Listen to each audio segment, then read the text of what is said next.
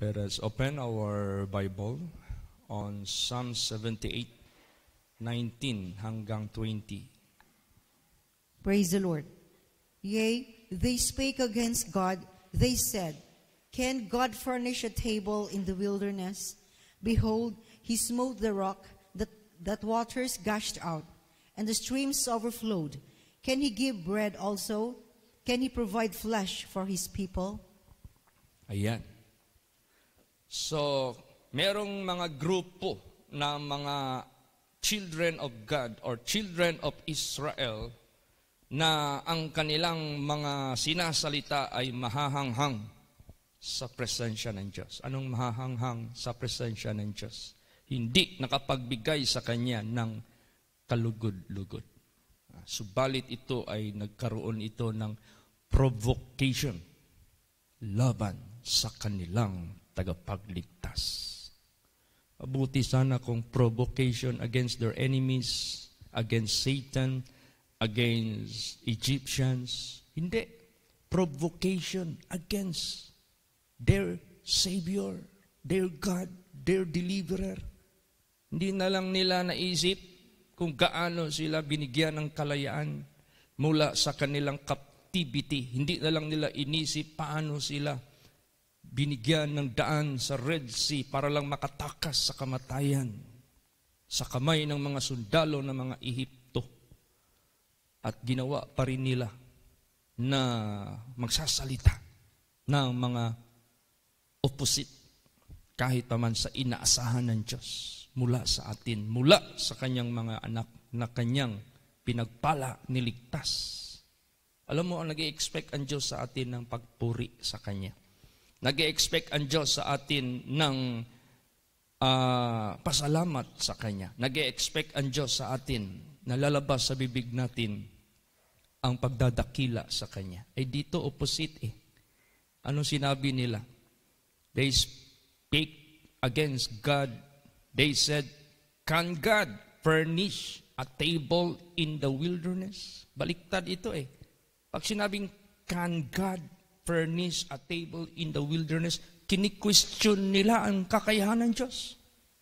Mabuti sana, yes, God can furnish. Yun ang tama.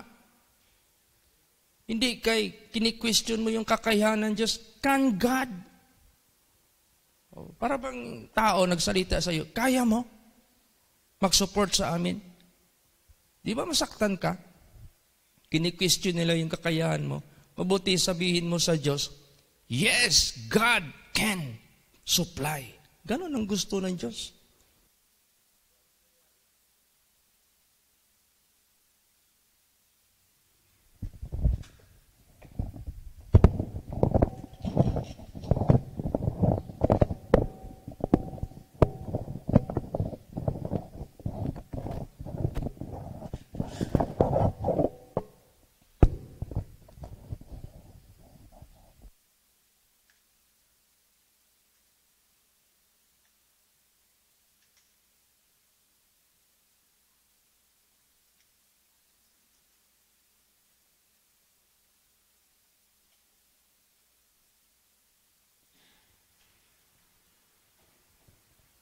All right.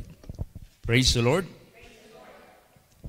Tapos sinabi dito, Behold, He smote the rock, that the waters gush out, and the streams overflowed. Miracle. Question na naman sila. Can He give bread also? Puro lang question. Makaya kanyang mabigyan niya tayo ng tinapay?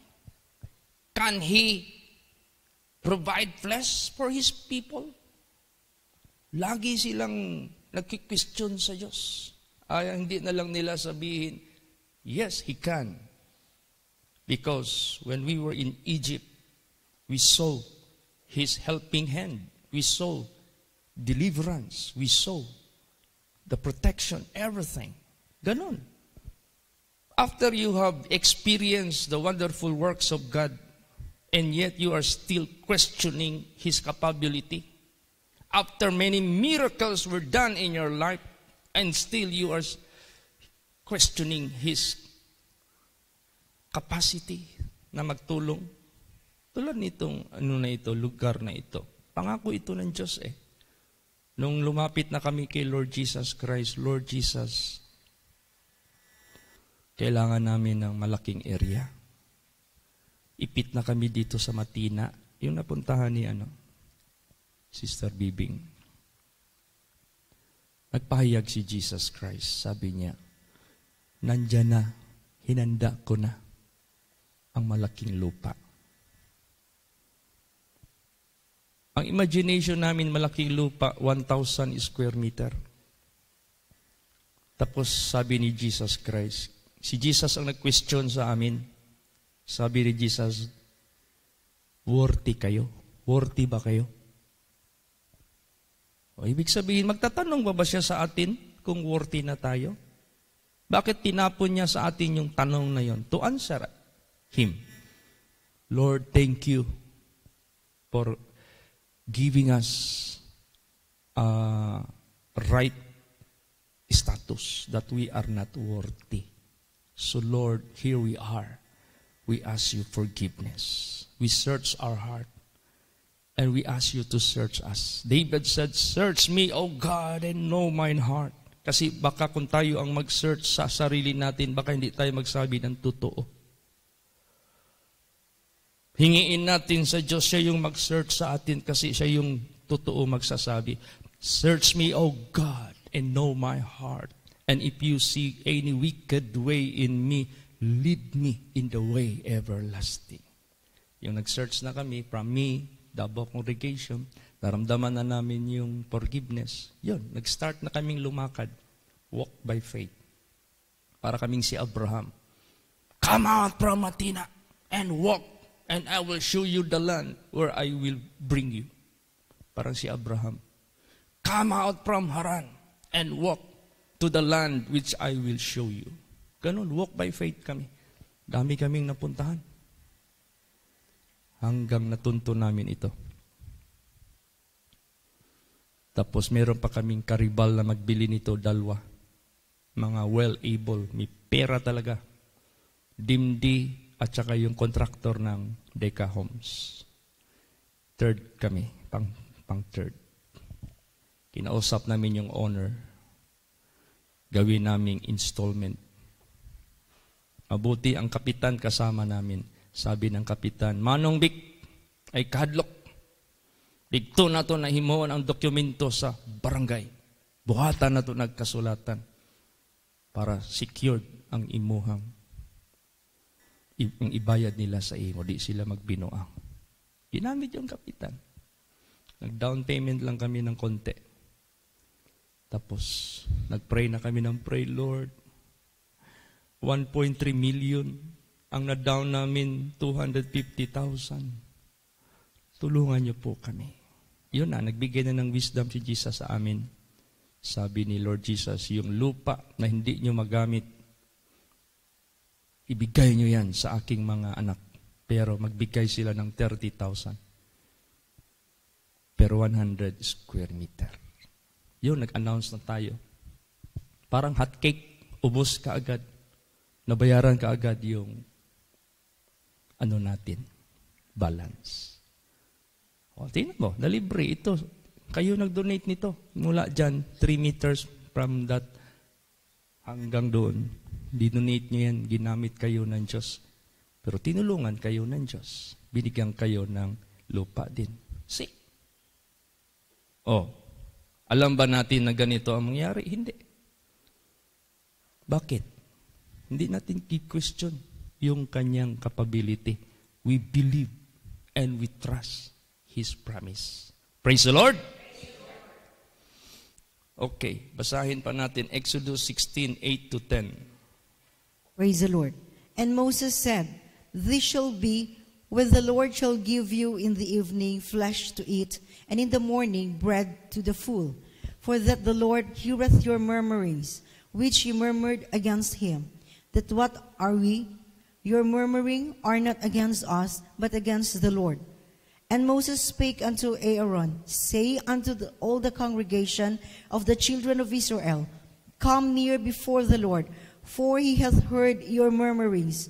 And it came to pass, as Aaron spake unto the whole congregation of the children of Israel, that they looked toward the wilderness,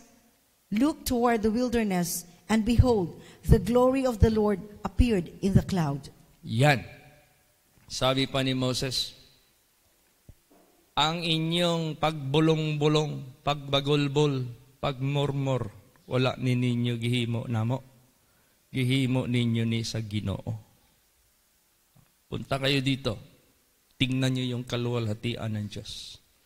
Harapin ninyo ang kaluwalhatian ng Diyos. Kaya tayo, huwag tayong magbasta-basta magsalita ng mga mahahanghang sa langit.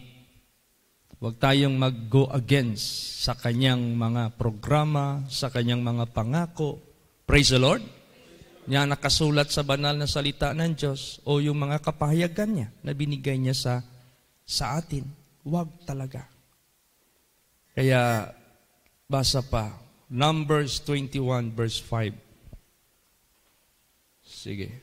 Numbers 21 verse 5. Sige po. Praise the Lord.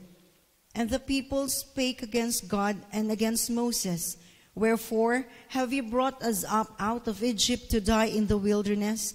For there is no bread, neither is there any water, and our soul loatheth this light bread. You see?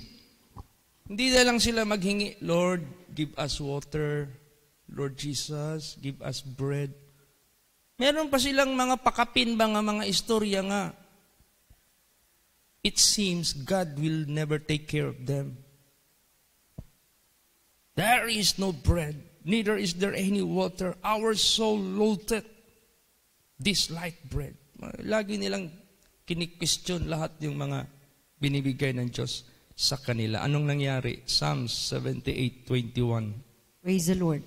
Therefore the Lord heard this, and was wroth. So a fire was kindled against Jacob, and anger also came up against Israel. Yan.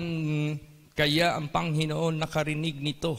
Hindi pwede hindi makarinig ang Panginoon. Hindi siya bingi. At nagalit.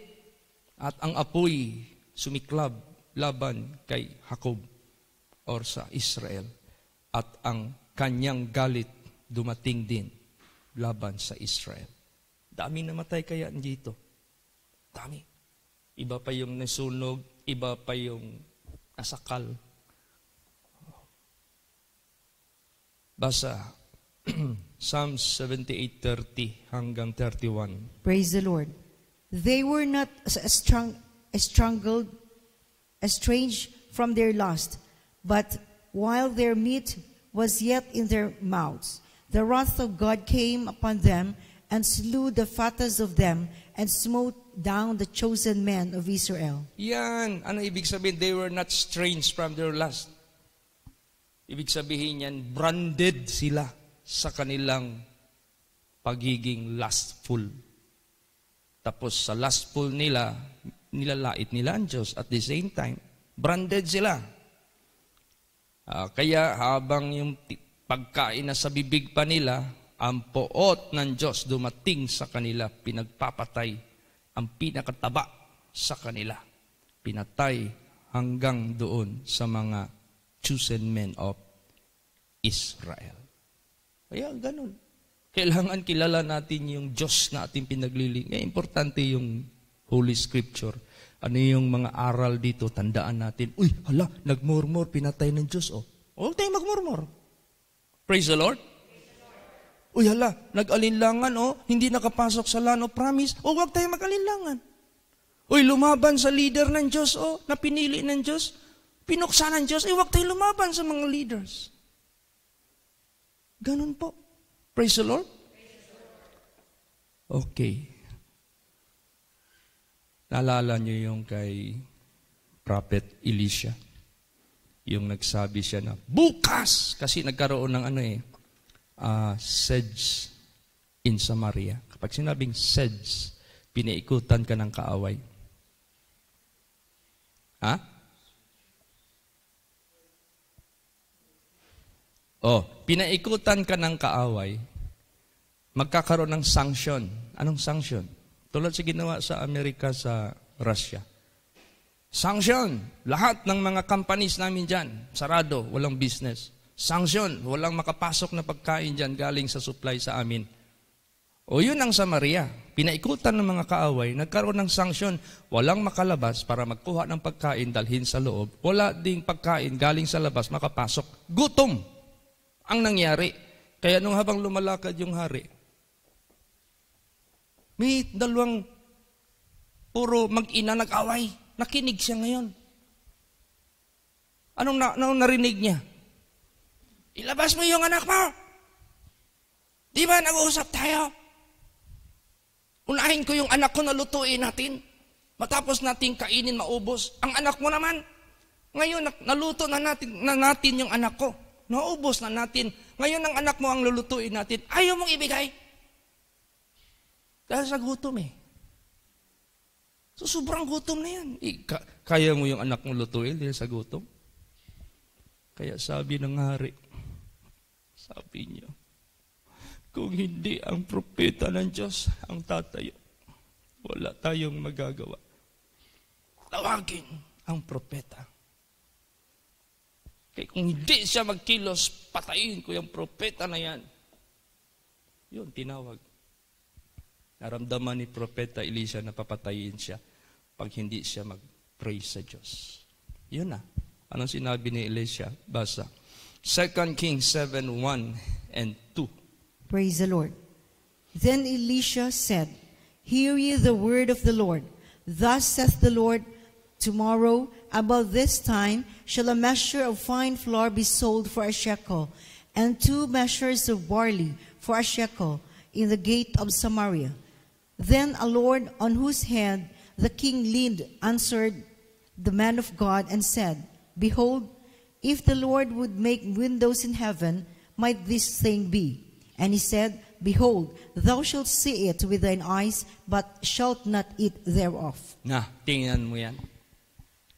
Sabi ng propeta, bukas, mura ang pagkain sa gate ng Samaria. Sabi naman yung tao na bodyguard ng hari. Doon lagi nakalin yung hari sa kanya. Hindi ako maniwala. Mangyari yan. Kung hindi buksan ng Diyos yung bintana sa langit, nagyaga-yaga ba? Kung sa Bisaya pa. Sabi ng propeta, makikita mo, pero hindi ka makatikim. Tingnan mo yan. Kaya nung 4 na kitungin nandoon sa labas, mga lepers ba 4? Gutom na. Kung magpasok tayo doon sa Samaria, sigurado, patay tayo doon, walang pagkain doon. Punta naman tayo doon sa kampo ng kaaway, may pagkain, pero ang tanong, hindi kaya nila tayo patayin? Pero kung hindi tayo patayin, mabuhay tayo kasi may pagkain. Sa Samaria, sure tayo mamatay. Doon na lang tayo. Yung mga kitungin, kung maglakad, sakit yung yung sole ng paa. Ito namang mga tao doon, mga kalaban. Ginawa ng Diyos yung lakad nila. Ang tunog ng bawat lakad nila, katulad sa tunog ng mga takbo ng mga kabayo, tunog ng mga wheels ng mga karwahe, tunog ng mga sigaw ng mga sundalo na papunta na sa kanila. Sabi ng commander nila, nag-hire ang Israel ng mga sundalo. Huwag na natin silang silipin, baka mag-aksaya pa tayo ng panahon. Sige na, mag-retreat na tayo. Iwanan na natin lahat ng gamit natin. Save your life. Yung tinatawag na SOS, save our soul. Hala na, sige. Pagdating ng mga kitungin, may kabayo, may tulda, may mga damit doon, may mga gamit, pero walang tao. Alam ko na, nagtakaw sila. Kasi pagpasok natin, sunggaban nila tayo. Pumunta sila sa likod banda, wala ding tao. Wala talaga. Pagtingin nila doon sa sa supply ng pagkain, ang dami, kain kaagad sila. Sabi nila, uy, nabusog na tayo. Hindi tayo makonsensya. Yung mga kasamahan natin gutom, baka patayin tayo ng Diyos kung hindi natin i-share ang good news na ito. Bumalik sila. Nag-report sila. Hindi naniwala yung hari. Alam ko, trap yan. Nandyan lang yan sila sa bangin. Nagtago yan para kung magpunta tayo, makot tayo. Sige, ikaw, spyhan mo doon kung totoo itong report. Pag-spy ngayon, totoo man. Doon na, dagsa yung mga tao, yung mga negosyante ang pumunta doon. Pagdating sa gate ng Samaria, murang-mura ang pagkain. Pagkabukas. Tapos yung sabi yung tao na hindi siya maniwala kung hindi daw buksan ang langit. Naapakan siya, na-stampede. Nakita niya, pero nung tao nagdagsaan, naapak-apakan siya ng mga tao hanggang ikamatay niya. You see, ito, hindi ko lang magsabi sino yan. May membro tayo dito. Nagsalita talaga. Wala tayong pera. Yung 1 hektarya, hindi natin mabili yan. Imposible yan. Saan siya nagsalita? Against me? No. Against God in heaven. Siya yung nag-reveal eh. Maniwala kayo, hindi. Namatay na lang siya. Hindi siya nakaapak dito. Totoo yan. Tapos nawalan siya ng bait. Magpupo siya, hindi na siniduro doon na sa sahig. Kakaawa. Kinunan siya ng wisdom. Kaya mag-ingat tayo lahat. Tulad nito, June 15. Huwag ka magsalita ng negative. Kaya natin ito. Huwag. Wala pang June 15 ako naalala na pinabayaan tayo ni Jesus Christ. Praise the Lord. At saka may balak akong imbitahin ang ating mayor sa Davao. Magpadala tayo ng invitation letter para marinig nila ano ang layunin natin sa Davao City at buong mundo sa pagsasagip ng mga tao. Praise the Lord. Imbitahin natin. Padala tayo ng letter. So, yan ang leading ni Jesus sa akin. Next year, aabot na tayo sa golden na tayo. 50th year anniversary, founding anniversary ng Holy Place. Nanaginip ako noon pa. Tagal na masyado. Ang panaginip ko, inutusan ko raw si Sister Delia Tan. Sister Delia Tan, bumili ka ng lechon. 50 kalitsyon. That is symbolizes 50. Hindi ko lang sinabi sa panaginip, basta sinabi ko na 50. Ngayon ko lang ba na-realize na mag-50 na pala tayo. Sabi ko, 50 kalitsyon. Opo, Pastor. Dumating Sister Delia. Magkano total? Kasi bibigyan ko na siya ng pera. Ginanya yung cellphone sa akin. Pero nanaginip ako panaginip lang yan. Pag ganyan sa cellphone, nag-ring yung cellphone ko ng 2:00. Pagtingin ko, 200. 2:00 good. Ano bang number ng 2:00? 200. Sabi ko, ito pala ang presyo, 200,000. Pag divide ko sa 50, divided by 200,000 divided by 50 equals 4,000. So tama, yun pa yung panahon na yun ng lechon, 4,000 ang presyo. Praise the Lord. Huwag mong sabihin, kaya yan. Baka makatulad tayo dito. Praise the Lord. Huwag lang. Ito, parang panaginip. Pinsan gani, magpunta ako dyan, parang sinasampal ko yung, nanaginip pa ba ako? Totoo ba talaga itong naangkin natin dito na blessing? Praise the Lord. Ganun po. Kaya, basta anong gawin na lang natin? Ganito na lang. Sige. Philippians 2:14. Praise the Lord. Do all things without murmurings and disputings. Yan, gawin mo ang lahat ng mga bagay na walang murmuring, walang complaining, walang dispute. Anong dispute? Yung ba makipagtalo ka pa? Murmuring, yung bang magbulong-bulong ka, magbagulbul ka? Huwag. Nung pumunta kami sa kasal, itong bago lang. May 29 ang kasal, tapos pagka 30, nag-visitation kami sa mga, kalapit lang na mga simbahan doon. Punta kami ng Sumabnit o Kasantiagoan Congregation, dinadala ni Pastor Bobby, tsaka ni Pastora Insang. Nalimutan ko, mayroon pala doong membro na umihi ako sa bahay nila sa CR. Nakiusap ba ako, sister, meron kayong CR. Pwede ako, makiihi lang ako. Sige, sige. Pastor, nahihiya ako sa iyo. Hindi pa tapos yung bahay. Sabi ko, sige lang, bahala na. Basta may inidoro, walang problema yan. Wala pa yung pintuan, pastor. No problem, bahala na.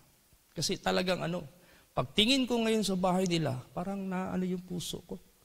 Mga bintana, tabi lang, lahat, talaga unfinished.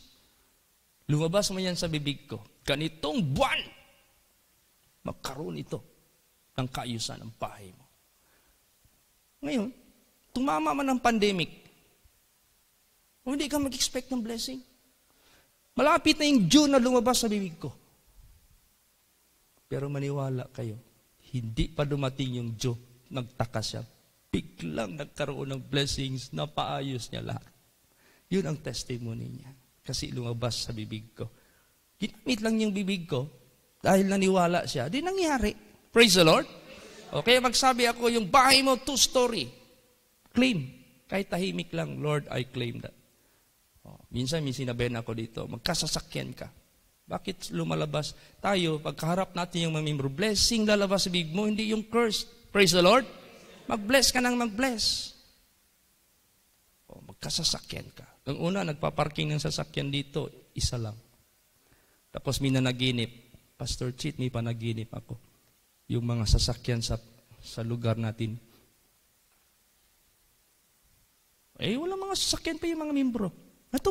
Natupad. Praise the Lord. Basta kung ano yung ipahayag ng Diyos, mangyayari yan. Kaya huwag magmurmur. Ang tingnan na lang natin, ano yung goodness ng Diyos in the land of the living? Ano itong land of the living? Lupa ng mga buhay. Mga buhay ang pananampalataya, buhay ang pag-ibig sa Diyos, buhay ang pag-asa sa Diyos. Doon yung goodness ng Diyos. Basahin natin. Psalms 27:13 and 14. Praise the Lord. I had fainted unless I had believed to see the goodness of the Lord in the land of the living. Wait on the Lord, be of good courage, and He shall strengthen thine heart. Wait, I say on the Lord. Yan, nanghina na sana ako, maliban man naniwala ako, para makita ang kabutihan ng Panginoon in the land of the living. Wait, humintay ka sa Panginoon. Be of good courage habang naghihintay ka, huwag kang manghina. He shall strengthen thine heart. Wait, I say, on the Lord. Praise the Lord. Minsan kasi itong mga kawalan, kahirapan, minsan ginagawa itong snare ng kaaway ba? Para mag-question ka. Kaya maraming na-snare doon panahon ni Moses. Akala nila yung kahirapan na yan, mag-isi-isi ka. No, sa panahon ng kahirapan na yan, prayerful ka na hindi ka mapasok sa bitag ni Satanas. Basahin natin yan. Psalms 27:11. Praise the Lord. Teach me thy way, O Lord, and lead me in a plain path because of mine enemies. Yes, dahil sa mga kaaway natin na laging humahanap lang, walang ibang hinahanap yan si Satanas.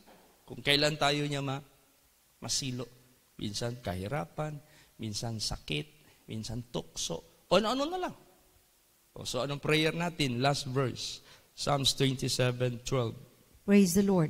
Deliver me not over unto the will of mine enemies, for false witnesses are risen up against me, and such as breathe out cruelty. Ayan, ligtas mo ako. Huwag mo akong ibigay sa kalooban ng aking mga kaaway. O yun, huwag tayong ihatid sa kamay ng kaaway para mapahamak tayo. So yun ang gusto ng Diyos sa atin. Kung may mga necessities tayo, huwag mong questionin ang kakayahan ng Diyos.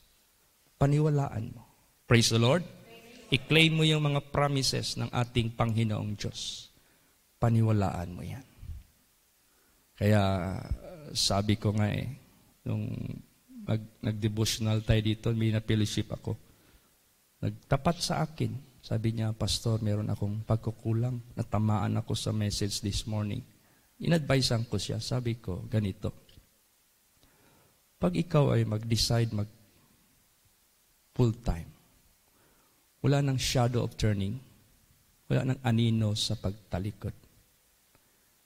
Bahala na ang Diyos magtupad sa kanyang mga pangako sa atin. Pero tinitingnan din ng Diyos kung tunay ba tayong tapat sa Kanya. To the faithful, He is faithful. Praise the Lord. To the unfaithful, He is unfaithful. So, kailangan maging faithful tayo. Alam mo saan tayo titingnan ng Diyos? Pag sa kahirapan, hindi tayo nag-give up. Sabihin ko sa iyo, sabihin ng Diyos, now I know. May faith ka, may takot ka sa akin. Manumpa yung Diyos sa iyo. Tulad ni Abraham, pinapapatay sa kanya yung anak niya para gawing sunugin, gawing burnt offering. Ginawa yun ni Abraham. Pero bago niya ito pinatay, may tinig sa langit, hold! Hindi niya sabi man sa langit, hold! Now I know, sabi ng Diyos, that you feared me, natakot ka sa akin. I swear that in blessing I will bless thee. In multiplying I will multiply thee. Ganon. Panahon sa kahirapan at hindi ka natinag, mangako ang Diyos sa iyo. Tutuparin ng Diyos yan, walang makakahadlang yan. Kahit pa i-chismis ka ng mga tao sa buong mundong ito, ganito-ganito ka, huwag mo silang intindihin. Hindi lang nila alam kung ano yung covenant mo sa Diyos at anong covenant ng Diyos sa iyo. Pag tutuparin ng Diyos yan, walang taong makakapigil yan. Praise the Lord. Ganon po. Then, yun, maging example ka sa lahat. Kaya nga sabi sa Bible, mark the perfect man because the end of that man is peace. Saan tayo matututo? Dito. Markahan natin yung mga dito. Faithful men. Praise the Lord. Sila yung markahan natin. Kaya, kailangan yung ating faith sa Diyos.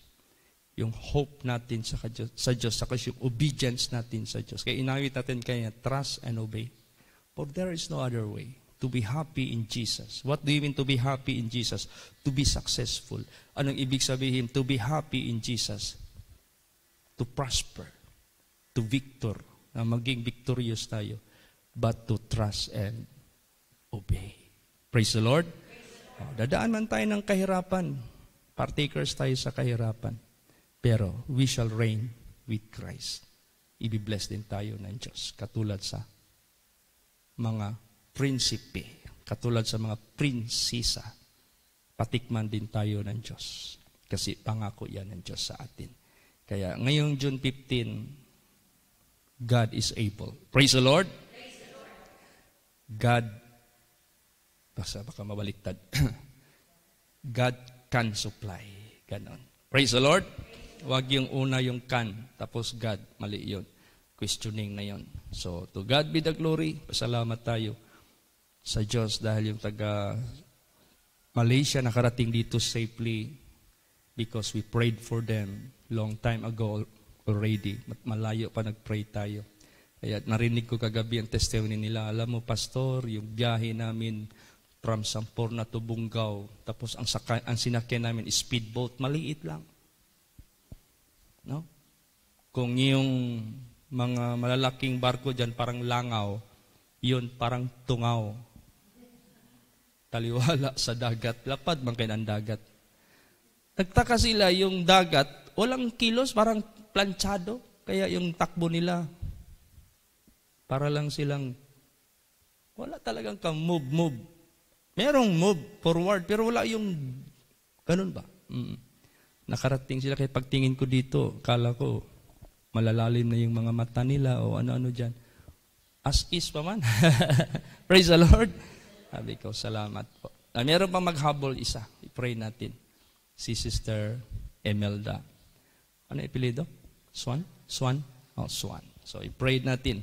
Isa itong matagal na nating membro din sa Samporna. Dumaan na rin ng maraming mga pagsubok sa buhay. Tinulungan siya ni Jesus na mapagtibay. Kasama yan ni Sister Neneng. Ito yung mga elders natin doon na mag-take over pag walang mga pastors. Kaya naghihintay na lang sila ng appointed time kailan sila bigyan ni Jesus ng pagkakataon. Si Sister Bibing naman, tinutulak na ng pamilya na magpastora. Praise the Lord. Sabi ko, sige lang, mag-fellowship tayo. Kasi hiring tayo ngayon. Praise the Lord. Hiring talagang holy place. Hiring. Wanted ng mga manggagawa. Yan ang pinipray natin. Nung sa Pangasinan, merong malaking young people. Akala ko si Hawk. Bakit? Laki ng dibdib, laki ng baraso. Pero ang lambot ng puso. Praise the Lord. Magpo-full time na rin daw siya. Sabi ko, praise the Lord. Sabi ko, sige, maglinya kayo kung sino yung mag-decide. Pero ang sabi ni Jesus sa pahayag, pag pumasok kayo na magpaggamit sa akin full time, hindi basta-basta yung pinasok ninyo na trabaho na yan. Kailangan, wag na kayong bumalik sa net. Wala kayong kuha. Sabihin ni Jesus, love best thou me more than this. Feed my sheep. Tingnan mo yung nawala ng mga pastors, bumalik din. Praise the Lord. Hindi sila babalik, mamamatay talaga sila. Si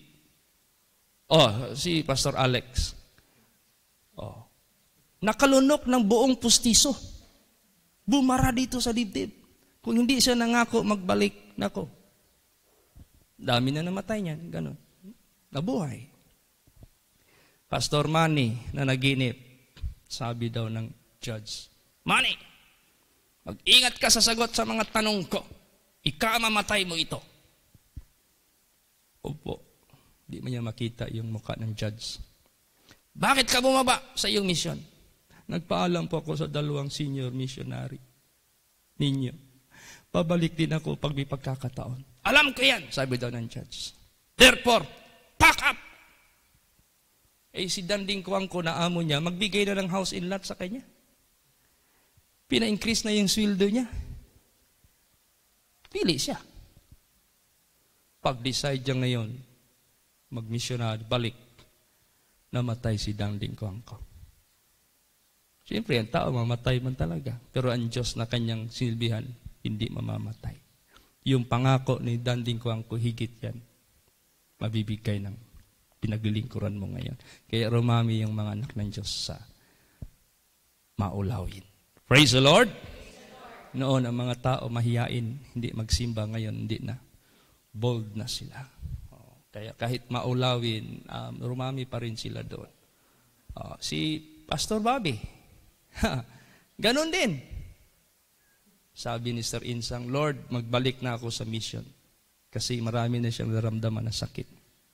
Mag-serve na ako. Paano ito? Yung husband ko, mag-iisa lang ba ako mag-mission? Tapos yung husband ko ayaw? Dumating sinakay si Pastor Bobby sa ambulansya kasi malapit nang maputol yung puso, yung hininga niya.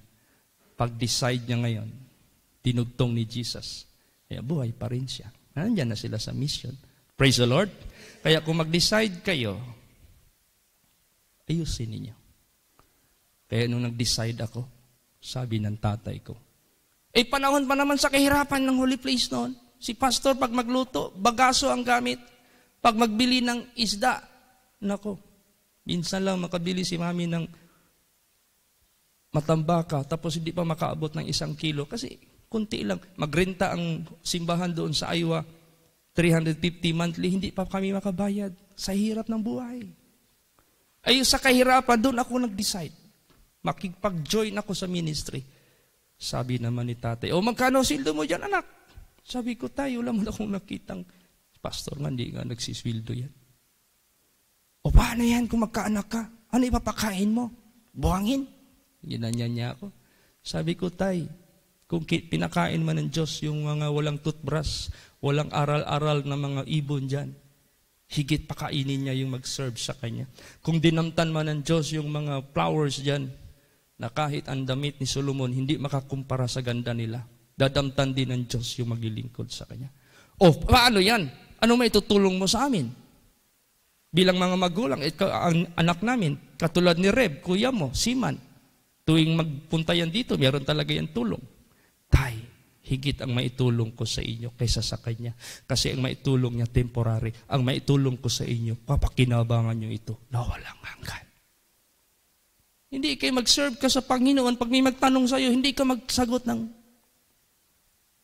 tama. Uy, unsa man, magpastor ka. Unsa may imong kaugmaong din ha. Time pa. Bitaw, no? Tama, no? Unsa ka, no? Kaya ang sabi ni Jesus Christ, pumasok ka dyan, hindi yan basta-basta. Bakit hindi basta-basta? I-consider mo sino yung pinaglilingkuran mo. Ipagtanggol mo siya. Alam mo, pag ipagtanggol mo si Jesus sa mga magulang mo, kung sino mo yung mga tao na gustong mag-alilangan na paglingkod mo, pagtanggol ka rin ni Jesus. Praise the Lord. Sabihin Jesus, anak, dahil hindi mo ako kinahiya, hindi mo ako kinalimutan, hindi kita ikahiya, hindi kita kalimutan. Ganon. Kaya yung tatay ko, bago namatay, ako ang tinawag, anak, gusto ko na magpahinga. Anong gagawin ko? Tatay. Kung gusto mo magpahinga, maghanda ka na sa pagharap sa Panginoon Diyos. Magsisi ka. Yun, nagpa-pray sa akin. Kaya yung namatay siya, gumanon yung kamay niya. Parang mayroong kumakaon. Oh. Tapos sabi ng kapatid ko, oxygen! Kuha kayo ng oxygen! Oxygen! Hoy, kate, tumahimik ka niyan. Si tatay na nga gusto magpahinga, tapos dagdagan mo pa yung kahirapan sa buhay niya. Nagko-complain na nga yung matanda, boring na raw yung buhay niya sa mundo. Gusto na niyang bumalik sa kanyang creator. I-let go na natin yan. Ang ganda ng kamatayan ni tatay. Pag-ask ko ng vision, mayroong kumaon sa kanya. Di nagko-inside doon sa action niya. Praise the Lord. Tinanggap siya. Yun na yung sinabi ko, Tay, ang maitutulong ko sa inyo, buhay na walang hanggan. Natupad. Praise the Lord. Yung nanay ko, tingnan mo, nandito na. Wala siya ngayon, kahapon, magsimba. Di ba? Sino ang naggawa niya? Nanay ko naman ako. Number 1 niyang against din sa akin. Pero bakit kusa? Nagpabaptize. Wala na yung absent dito. Every, Sunday nandito na yan. Tapos yung mga apo niya, nagkakaroon ng mga cysts, nagkakaroon tumor. Pa-pray kayo. Diyon kayo, tito ninyo. Ayun, gumagaling. Yung cyst dito ni Charmaine, gumaling. Yung cyst bukol dito ni Daniel, gumaling.